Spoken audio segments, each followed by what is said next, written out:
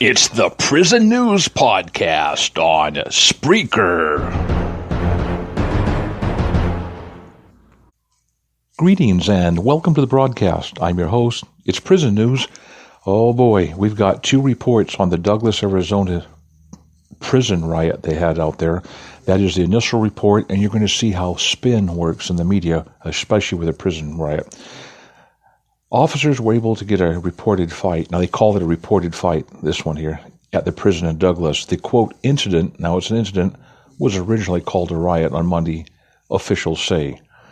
Now, the Arizona Department of Corrections advised that the incident at the Douglas complex is being classified as a disturbance.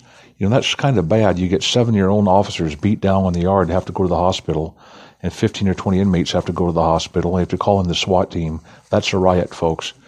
Anyway, back to text. 2 groups of inmates were involved in a large-scale fight. That's a riot. Fighting each other. Now, Andrew Wilder, he's the soft cell artist. Andrew Wilder is with the Arizona Department of Corrections. Now he calls the melee has occurred around 7:55. 15 inmates and 6 officers were injured. I heard it was more than that. The officers were injured while trying to break up a fight. Yeah. 7 of the injured inmates were sent back to prison after being treated for injuries. The tactical response team had to be used to restore order. It took quite some time to get the thing restored. Now, Wilder explained that inmate-on-inmate fights occur in the Mojave unit of the Douglas prison. He said that it's a medium custody unit. Now, per protocol, of course, they locked the thing down. Now, I'm going to read you now the original one. This is an actual sheriff giving the straight dope, so to speak. This isn't some spokesperson or paid shill for the prison department. I read, law enforcement officers and emergency crews are responding to the prison in Douglas after report of a riot.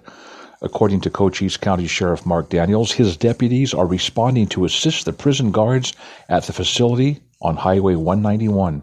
Daniels said emergency medical services is responding to the prison as people are being treated with multiple injuries. Sheriff Daniels told the news that 2 separate prison yards were involved in the riot. Around 7:55, the Douglas police called for help at the facility, saying it appeared that some of the inmates were on the roof of a building throwing rocks at vehicles that approached the prison. Folks, that's a riot. Why would they pull a stunt like that?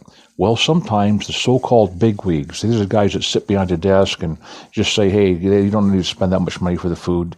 You know, they have their, well, let's just say it's said that their compensation package is linked to if there's a riot or how many incidents or beatdowns take place or how many staff injuries. In theory, if a warden does their job and runs it right, you have very little staff injuries and certainly never, ever a riot if you're doing the job. And also there's a thing like federal funding. If it's called a riot, it can be missed out or it could hurt his career or her career, whoever's involved here, as they want to get out of this thing, they can get into politics. So by disenfranchising the word riot and letting the poor officers that got beat down on the yard had to go to the hospital, no, they were just trying to break up a fight. That shows what's going on in the prison system today. Now let's go into a little lighter note. Fire breaks out at Blues Brothers prison in Joliet, police say. Now, the Joliet Fire Department had to show up at the shuttered Joliet Correctional Center. No firefighters were reported hurt, and no civilians were on the scene. Now, that's telling. When they say no civilians were on the scene, sometimes that's an insurance angle they're trying to cover. The fire was reported about 9 a.m. Police said that traffic in the area was being detoured around Collins Street and Woodward. And so you may remember this was a fairly, this is, people know about this prison. Now, the cause of the fire is under investigation. The old correctional center, which has been closed since 2002, served as the backdrop for the opening of the Blues Brothers film, where John Belushi's character, Juliet Jake Blues, is released from prison. It's also been used for shows like Prison Break. Well, what else do we want to talk about? Here's a guy here. This is a Florida prison sergeant who's under charges for raping a female prison inmate. Now, he says he went in her room just to check for contraband stash. The report said that Trevor Hampton, 50 years old, denied assaulting the inmate at Homestead. The woman, however, reported the attack to one of her superiors, spurring an investigation by Miami-Dade police detectives. Now, once the detectives got done, the Department of Corrections is moving to Firehampton. He's been removed from contact with inmates, according to a department spokeswoman. He has been charged with sexual battery by a corrections officer. Folks, this next stuff I just hate to read. I may end up losing my job. I'm not going to read the whole thing. This is a deal. A former teacher in Ohio who admitted to raping 2 boys he met at a Boy Scout camp was sentenced on Monday to 14 years in prison. Daniel Burris, spelled Burris. He resigned as an elementary school teacher. Yeah, what else? School teacher. Back in 2013. He'll spend a mandatory 11 years in prison for the rape conviction and will serve another 3 years for unlawful sexual contact with a minor. Now, the judge, of course, had to, say some things. And what they said was Boy Scouts is a place young men go to grow to learn how to be good citizens, said Judge Laurel Betty Blunt. Told Burris, what you did to those 2 scouts is horrific and a betrayal of trust. If you think it was just 2 scouts, folks, well, I'm sorry, let's not editorialize. Well, yeah, we can editorialize. This is Spreaker. They've been good so far. A grand jury indictment accused Burris of molesting the boys in their homes in Upper Arlington while tutoring them in math. Yeah, thanks. I'm not going to read about what he did here. You can imagine what it was. It was vile. Now, Burris was also sentenced to 3 years in prison for gross sexual imposition for the case involving the second boy. That sentence will be served concurrently along with the 14-year sentence. And then, of course, he gets released, and he says, he had a statement to make to the judge. He said, I'm truly sorry for the mistakes. He's truly sorry for the mistakes that he's made. Okay. Next, a popular flamboyant Indian spiritual guru who calls himself, I'll get this, Dr. Saint Gurmit Singhji Rami Rani Insan, was sentenced by a judge on Monday to 20 years in prison on charges of raping 2 of his followers or adherents. Now, the guru has denied raping the 2 followers in a case that stems from charges filed way back in 2002. The bling-loving leader is fond of red leather jackets, bejeweled hats, bicep-bearing T-shirts, and the cinema. He has started a film franchise in which he stars as, quote, the Messenger of God, or MSG, with divine powers to save the world. I guess didn't save him from a charge here. In his most recent film, he plays a secret agent armed with a twirling mustache and an assortment of swords to fight aliens. Jeez, he's got 50 million followers in what they call a sect. When I was a young man, they called it a cult. Now, these things have a huge following in India. These sects and their leaders inspire intense devotion, it says, among their believers, and they are also they wield considerable political clout. Now, get this. Now they're starting to maintain private militias for their protection. Let's get off of that. Clarksburg, former USP Hazleton corrections officer, sentenced to 8 months in prison. What do you think he did?